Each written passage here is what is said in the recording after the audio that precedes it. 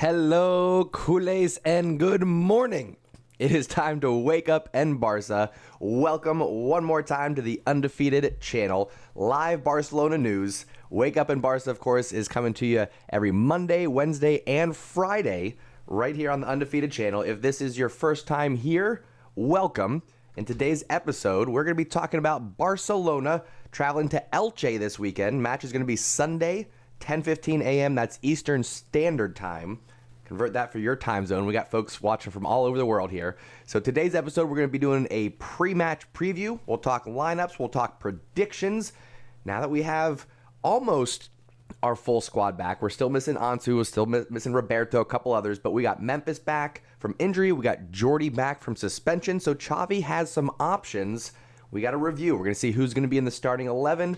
We'll also take a look back at the previous match against Elche, a 3-2 thriller, including a golazo from the young Gavi, and then setting up Nico for the late winner. We'll take a look back at that match. We'll see what's at stake for Barcelona with this. A little spoiler, a chance to go third and hold on to that with a little help from Atletico Madrid. So we're going to talk about all those details going into the match. Plus, apparently, according to Fabrizio Romano, Barcelona have reached full agreement with racing talent Pablo Torre on contract and personal terms per Luis Rojo. Talks are now at a final stage between the clubs on variables. Barca convinced he could be the next Pedri. Born in 2003, negotiation in progress. So folks, we've got a lot to talk about in today's episode. Elche match preview and prediction. Who is Pablo Torre? We're going to cover all of that in today's episode of Wake Up and Barca. If you're just finding us, go ahead and subscribe to the channel so you can be part of the conversation with the Stash Squad. As we have a little bit of caffeine, we start our day, we cover Barcelona news, match previews, predictions, match reviews. And then, of course, you know we're here for all the live Barcelona matches. We do the watch-along here on the Undefeated channel. I provide the commentary, the scoreboard, all the updates so you don't miss any of the action. And then you get to participate in conversation with Culers from around the world as we support the Blaugrana. That's going to be coming up this weekend against Elche. But right now, it's Wake Up and Barca match preview. Let's go ahead and kick things off, my friends. Ladies and gentlemen, you are now tuning in to the Undefeated Mustache John. All right. Good morning, Stash Squad. Better late than never. No big deal. Okay, first question for the chat, because I keep seeing this, and I think this is me just being maybe old and out of touch, potentially. I keep seeing comments from people saying what I think is cool video, but they're spelling it C-O-L-L instead of C-O-O-L.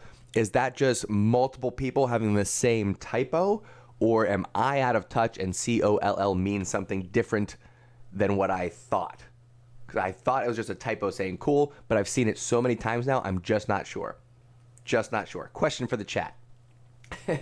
Anyway, outside of that, folks, how's everybody feeling? How's everybody doing? It's the weekend-ish almost, right? It's Friday. Weekend Eve, I guess is what you call it. Big weekend for Barcelona. Like I said, a chance to go third in the table. We are traveling to Elche, 10:15 a.m. Eastern Standard Time. That's my time zone. Convert it for your time zone, whatever it may be. Barcelona currently sitting fourth, level on points with Atletico Madrid. But we've got that match in hand. Atletico Madrid is playing Betis later that Sunday. They've got a match at 3 p.m. that afternoon. So if Atletico Madrid wants to do us a little favor, if they do us a favor, then Betis will sit at 46 points. We'll leapfrog them with 48, and we'll have a match in hand. So with a Barcelona win and a Betis loss or draw, we'll be in third. No, ladies. I usually reset it. Put the counter back to 0. What are we going to do? Anyway. Amateur hour, swear. Anyway, Barcelona with a win against Elche and a little help from Atletico Madrid will be in third place in La Liga. Will be only, depending on what Sevilla do, potentially 6 points down once we take up our match in hand. And maybe, I don't know, maybe if we take a look at Barcelona's fixtures, maybe what we do is we have a nice little run through Elche, warm up with Galatasaray, get through Osasuna, polish off Galatasaray, and then, who knows, maybe we beat Madrid on April 20th to round out a wonderful month of March, and maybe we let Sevilla temporarily have a little bit of hope before we break their hearts in April. I don't know. Maybe that happens. Barcelona playing tremendous football right now. Absolutely tremendous football.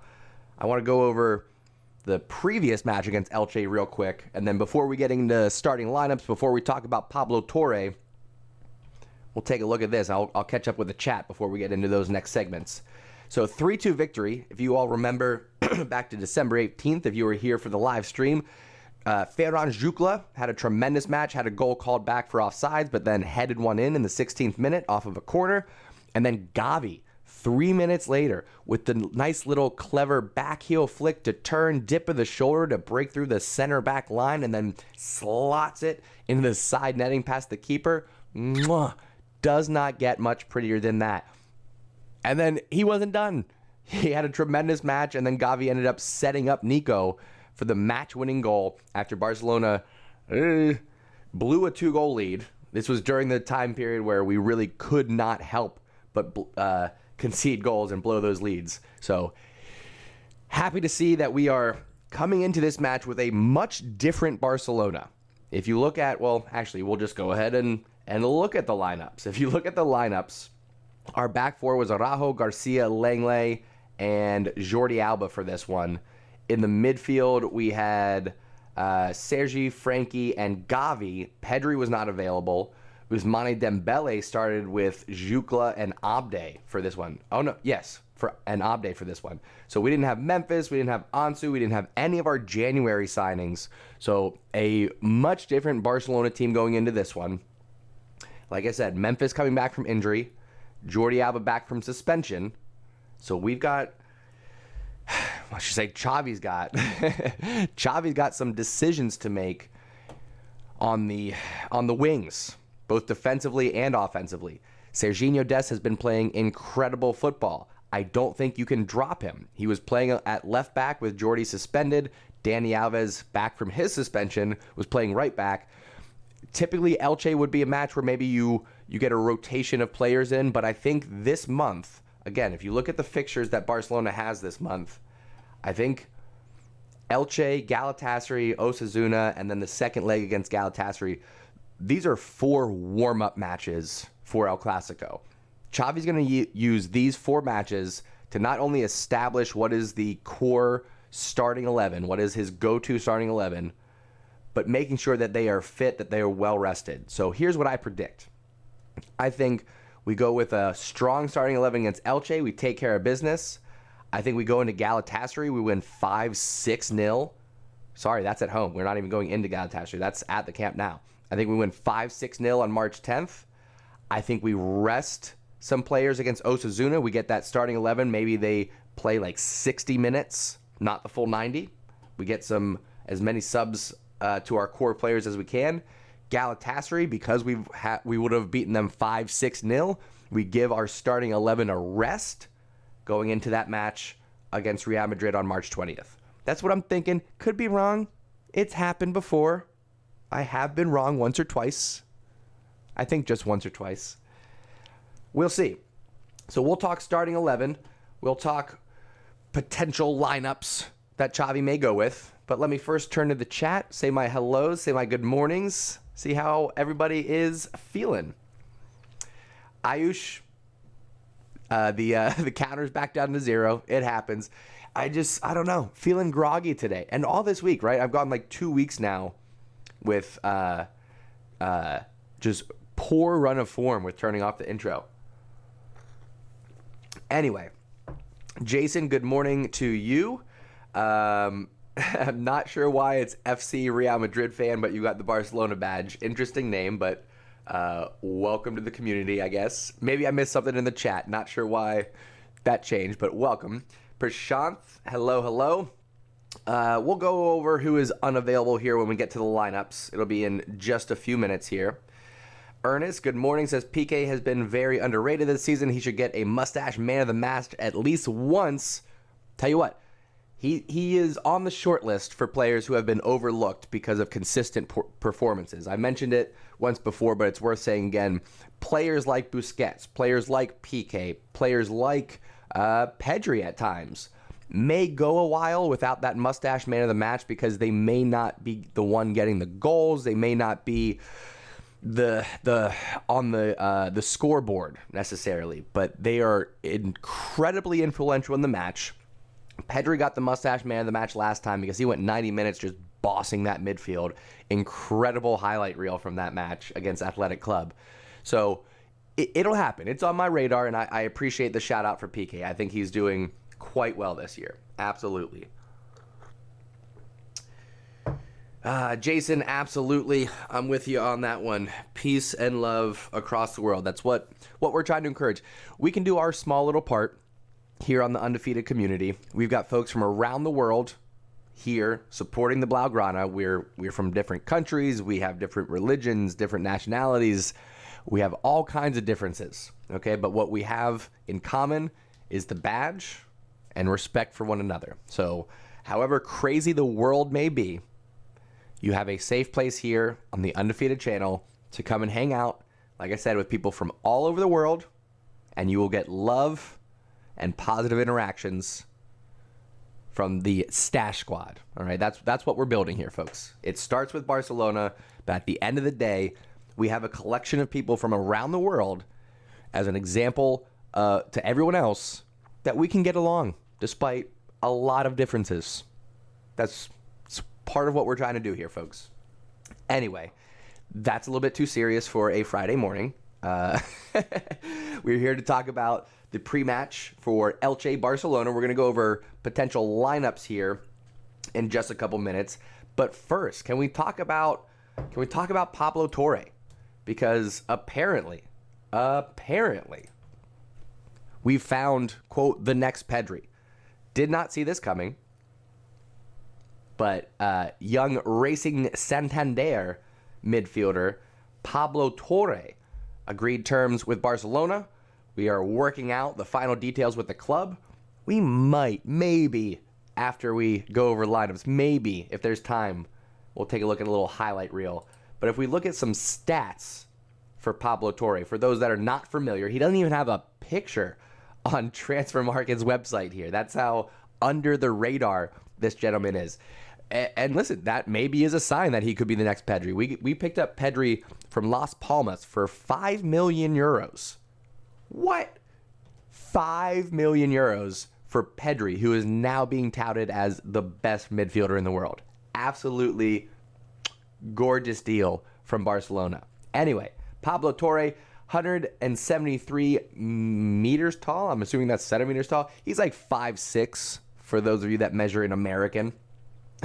Another 18-year-old Spanish midfielder. We are, again, becoming the destination for Spanish national team youngsters and that revitalization.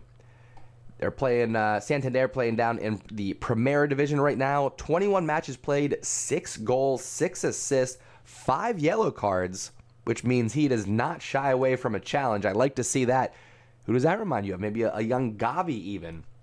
He's getting some time for the Spanish International too. I believe this is the U19s.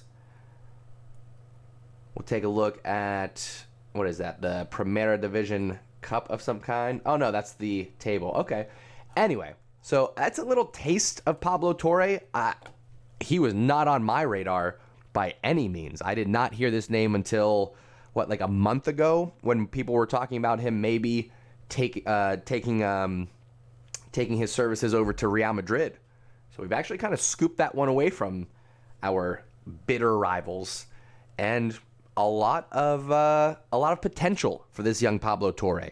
So let me know your thoughts. Let's get some thoughts around that first, and then we will go over the potential lineups for Elche versus Barcelona, and we'll get some predictions in as well. That's coming up here after I get caught up with the chat one more time. Adne, good morning. How you doing? What else? Chat's going so fast I can barely keep up. Love to see it. Mirza, hello. No, match is not tomorrow. It is on Sunday morning, 10:15 a.m. That's my time. Again, convert that for your time. Allah thinks the game against Galatasaray is going to be a little bit more difficult than what I'm predicting. I don't know, dude. I don't know. I think the form that Barcelona is in right now and the fact that we just dismantled a team like Napoli, dismantled Atletico Madrid, dismantled Athletic Club.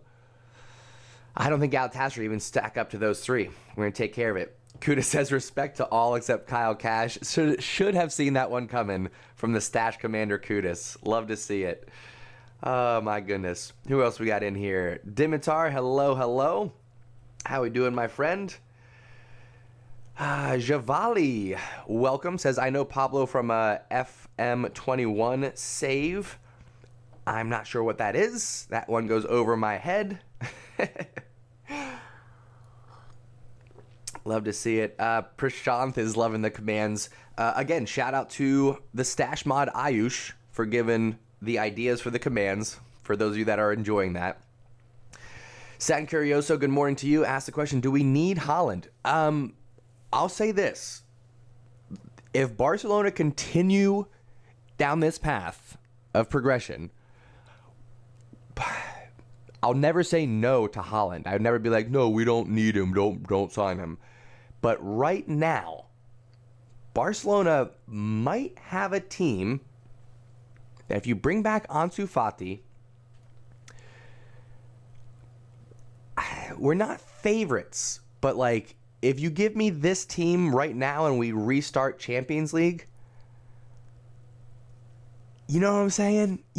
Like I'm not going to sit here and say that without Haaland we're favorites by any means, but like Barcelona are playing so well with Aubameyang, with Traore, Gavi, Pedri, De Jong finding his form.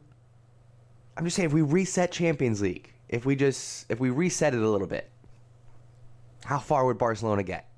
You know what I'm saying? Now again, if you give us the option to sign Haaland, we take it. He is I was going to say once in a generation. He's a 2 or 3 player in a generation type of guy. A lot of people are comparing him to Zlatan, Mbappe to Ronaldo. We're looking for the next Messi. Spoiler alert, it ain't going to happen. There is no next Messi. I digress. If we can get Haaland and still bolster our defensive side of things, a defensive mid, a center back, I think we'll be okay. But for me, if we're sitting there looking at the funds that we have available and the players that we could go for, I think Haaland and a center back, ultimately. Haaland and a center back would be my priority. Defensive mid would be third. If we make those 3 things happen, I think Barcelona are Champions League favorites for next season. Haaland, Kessié, give me Christensen and or Azpilicueta. I think we're Champions League winners next season. Heard it here first, folks. Not taking it back. Not taking it back at all. All right. If you follow me on TikTok, I did a couple more comedic clips making some Champions League bold predictions for next year. But guess what? I'm only half joking. Only half joking on that. I really do believe that if Barcelona sign Haaland, Kessié, and bring in Christensen and or Azpilicueta, Champions League favorites for next year. That's all I'm saying. Anyway, what else we got here? We got some new folks in the chat. I'm recognizing some new names, so give yourself a shout out. If you are new to the channel, let me know that you are here watching for the first time, for one of the first times. Maybe it's not your first time. Maybe you just haven't said anything in the chat yet. We are all about the conversation and the connection here on the channel, so give yourself a shout out and let me know where you're watching from as well. Prashant says we are finalizing the CVC deal, which for those of you that are unfamiliar, we passed up on that in the summer. We said absolutely not, but apparently we are renegotiating under some better terms. And then also, yes, Prashant coming in with the hot takes. Xavi went with some other representatives from Barcelona to meet with Haaland in person to talk about his plans for the future, the project at Barcelona, and if Holland wants to be interested in it. You'd be a fool to not want to come to Barcelona right now. World-class players are taking massive pay cuts because they want to play at Barcelona. It's absolutely incredible. Despite being knocked out of Champions League, despite being fourth place in La Liga, despite our financial woes, we are still a top destination in the world. Our brand is on point. It's absolutely incredible.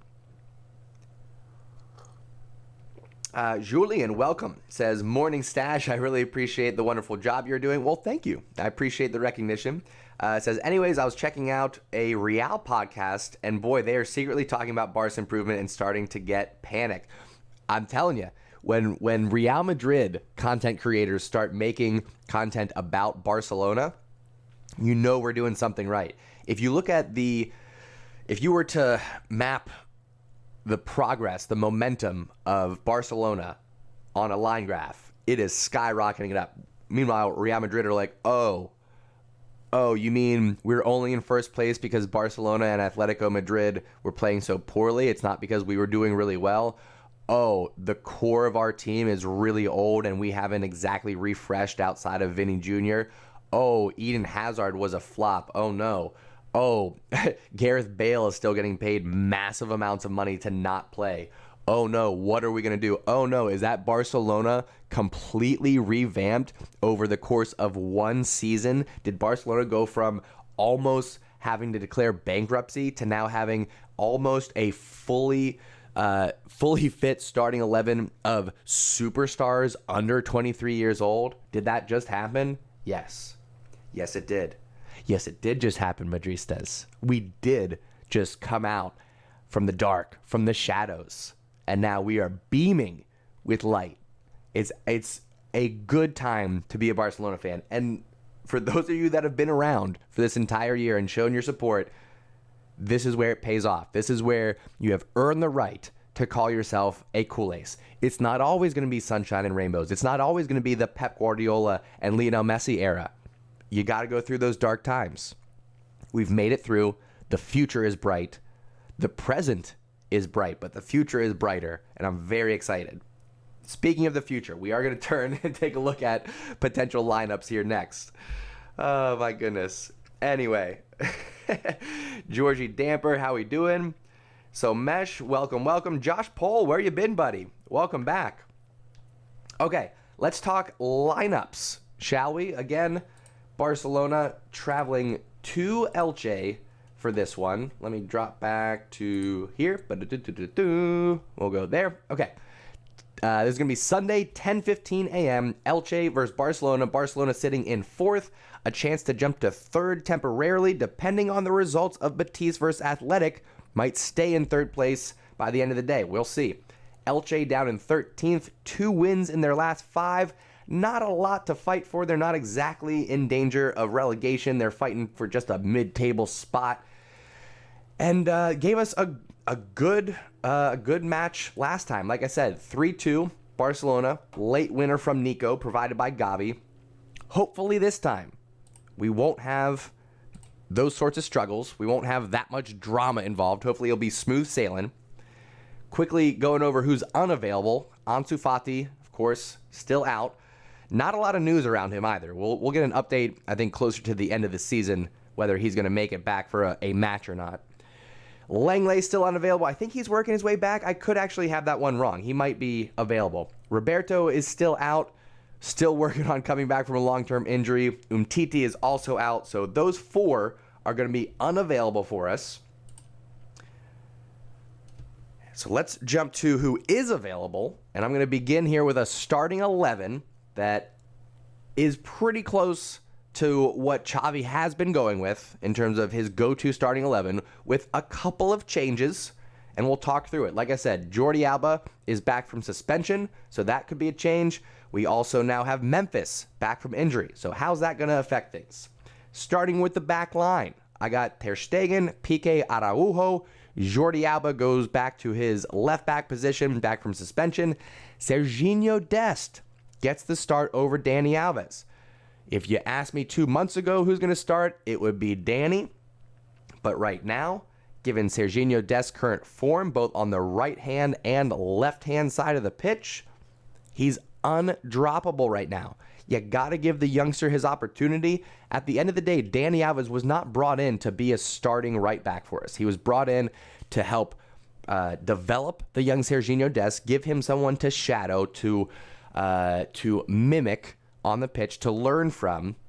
That's what Danny's here for. He'll be a rotational player, but I don't think he gets the start against Elche. I think that's going to go to the young Serginho Dest. Midfield, we've got our starting three for the time being. Nico and Gavi are going to get a healthy amount of time off the bench, even get some starts on occasion, just getting that rotation in. But our go-to midfield has become Frankie, Pedri, and Sergi Busquets.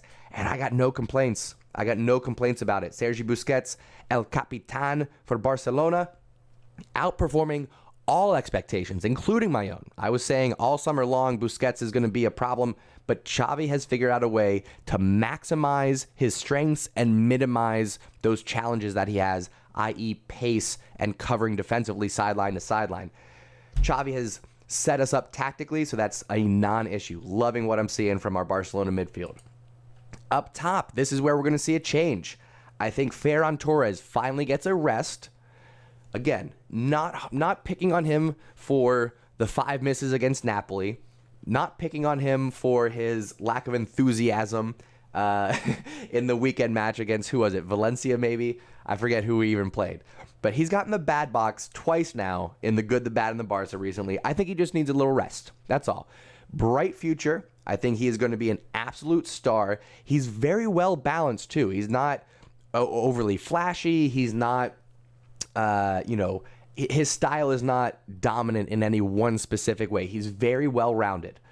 But I think he takes a break with Memphis coming back, itching to get some playing time, came off the bench in the match over the weekend, scored a big, I was going to say scored a big goal. Not a big goal in terms of the impact on the match, but a big goal for him. He was going up against some criticism before picking up an injury. So the fact that he was able to come back from that injury, immediately have an impact on the match. I would like to see him get at least 60 minutes in the starting lineup. I think this is a very strong team. And at this point, we'll see how Memphis plays with Alba and Adama up top there as the other two in the front three. This might be my preferred starting 11. This might be my go-to starting 11. I know there's some doubt around Memphis, but again, if you think about what he was up against and the situation that Memphis was in with really nobody else up there helping him play, but recently promoted Barca B players and a out of form at the time Luke de Jong, and Memphis was still able to get goals. So I would like to see him get an opportunity now with this newly revamped Barcelona and see what Memphis can do out on that left wing. That's my starting 11. Predictions for this one, I'm going 4 goals again. Let's see if we can make it 4 for 4. 4 matches in a row with 4 goals. I'm going 4-0 Barcelona. I'm saying a goal from Memphis, 2 from Alba, and 1 off the bench from Dani Alves. What? Curveball. Look out. 4-0 Barcelona, including a goal from Dani Alves. There's my prediction. We've gone over the lineups. We've gone over prediction. Let me know your thoughts in the chat. If you're watching this on replay, let me know in the comments. I always go back and read those. All right, turn to the chat. I'll get caught up here. It looks like you guys have been going crazy in this chat. Let's see if I can get caught up at all. Let's see here. Prashant says Dembouz doesn't deserve anything right now in my books. He just needs to have a change in attitude. If he comes back in the summer and says, you know what, I've had some time to reflect, some time to think about things, and I'm ready to sign a reasonable contract and apologize to Culers around the world for my attitude, then okay. Like, he hasn't gone so far that he can't come back, but he has dug himself quite a hole. Good performances off the bench will help him out, but he has some making up to do with the Culers. Absolutely. Mohammed said Ousmane definitely starting. He might. It really just depends on what does Xavi want to do with these 4 matches leading up to El Clasico. That's the big red circled match at the end of this month. March 20th, El Clasico, Barcelona versus Real Madrid, and Barcelona with a chance to play spoiler. It's a little bit ironic we have Sevilla right after that, so we might be helping out Sevilla and then beating Sevilla. But Barcelona with a chance to play spoiler. We have a good run of matches here against Elche, then Galatasaray, then Osasuna, then the second leg against Galatasaray. Boom. Then it's in to Madrid. I think we'll do okay. Actually, is the El Clasico at the Camp Nou, or is it at Madrid? Let me look it up real quick. Oh, it's at the Camp Nou. No, it's not at the Camp Nou. Hang on. You're crazy. Stop it. You guys don't even see what I'm doing. I'm clicking around everywhere right now. Panic! Everybody panic! Scroll down. Nope, it is at the Bernabeu. That's what I thought. Okay, it's at the Bernabeu, so we got to go into Madrid at the end of March. We're going to do a long stream for that one. We're going to do something special. It's the anniversary of me adopting my second dog, Puyol. It is El Clasico. It is a beautiful spring Sunday, so we're going to do some fun stuff. It's going to be a good time. What? I get the reset for that one? Strict rules here from the stash mod. I love it. Blair Kurd says, I miss watching Barca. Well, where have you been the last few matches? Have you not seen the last few games? Or are you just saying, like, in this amount of time in between matches, you miss watching Barcelona? I'll say I did not expect to have this type of turnaround this quickly. Did not expect to be this excited about Xavi ball. Listen, I'm not afraid about being wrong, okay? I've been wrong. I'll be wrong again in the future. I don't go back and delete stuff that I said once it becomes wrong, okay? You guys can go back and look. I have a couple of clips saying we shouldn't fire Ronald Koeman because we're going to have to pay him 12 million euros and Xavi's inexperienced. You'll find clips of me saying that. And at the time, could you blame me? We're in a financial crisis. Xavi was unproven, and we're talking about firing Koeman to pay him 12 million euros to sit there. And then worst case scenario, Xavi also doesn't work out. We burn a bridge with a legend, and we're still broke and in the same place. So forgive me for being a bit pessimistic. Anyway, I digress. I don't even know where I was going with that. I'm going to be wrong sometimes. I'm going to get things off base. It'll happen. That's why I got the stash squad here looking out for me. I don't mind being wrong. It's about conversation here anyway. You know what I mean? At the end of the day, I'm not a journalist. I'm a content creator. We're here for conversation. We're here for reactions. We're here for good times. You know what I'm saying? Anyway, speaking of being here, we are going to be here next for the live watch-along, 10:15 a.m. Eastern Daylight Time. Barcelona traveling to Elche. Like I said, we've gone over lineups. We've gone over predictions. I'm going 4-0 to the Blaugrana, taking over third place. Then I'm going to say Athletic and Betis maybe tie, and we have third place all to ourselves. Maybe that happens. I don't know. We'll see. Anyway, nice. Dimitar getting a new laptop. That's awesome. Mashed potato. How we doing, sir? So just so everybody knows, the reset command, that is a mod-only one. I love you guys, but I don't want you resetting my score just for no reason. So that is only Ayush and I for the time being. And the often defeated Mustache Steve. Haven't forgot about you. Those are the only folks that can do the reset. Wait a second. What is and the winner is? What is that one, Ayush? Subscription status. What is... Yeah, what is that one, Ayush? Is that a new one you just threw in? Anyway, we'll talk about it. Folks, I think that's going to do it for today. Another episode of Wake Up and Barca in the books. Again, we are here live covering the Barcelona news every Monday, Wednesday, and Friday, 7 a.m. Eastern Standard Time. We're having some caffeine, We're catching up with the Stash Squad. We're going over the news, match previews, match reviews, everything Barcelona right here on the Undefeated channel. And then, of course, we are live for all the matches. I do the commentary. You get to chat with Culers from around the world as we cheer on the Blaugrana. I will see you all Sunday morning for a little match preview before we get into Elche versus Barcelona. Until then, I hope everyone has a wonderful weekend. Go out there and do great things, have positive interactions, spread lots of love, and I will see you all soon. Thank you so much for tuning in and taking a ride. Mwah.